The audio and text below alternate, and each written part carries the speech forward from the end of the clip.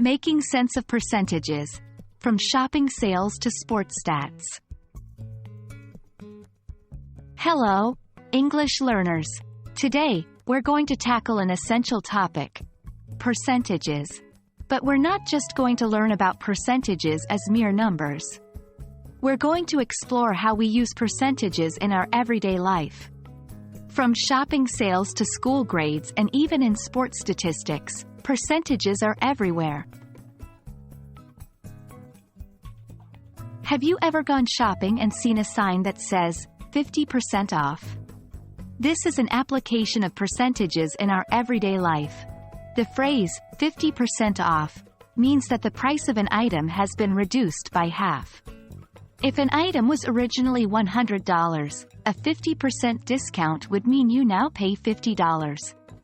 In the same way, a 20% off sale means the price has been reduced by 1/5, 30% off means it's been reduced by nearly 1/3, and so on. It's an essential concept to understand when looking for bargains or comparing prices.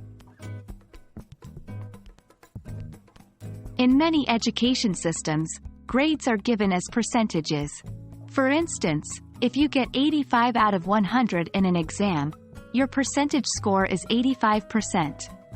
In essence, your score is 85% of the total possible score. We also use percentages to describe overall academic performance.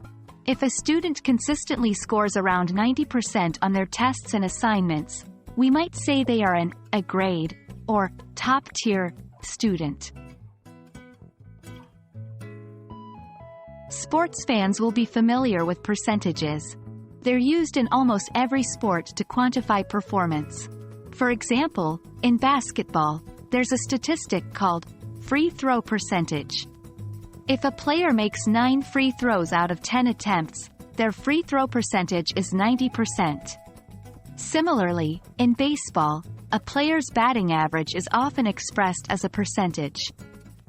If a player has a .300 average, it means they have a hit in 30% of their at-bats. In soccer, pass completion rate, possession percentage, and shot accuracy are all expressed as percentages. And that's a wrap. Percentages are indeed a part of our everyday life, whether we're trying to save money while shopping, doing well in school, or even just enjoying our favorite sports.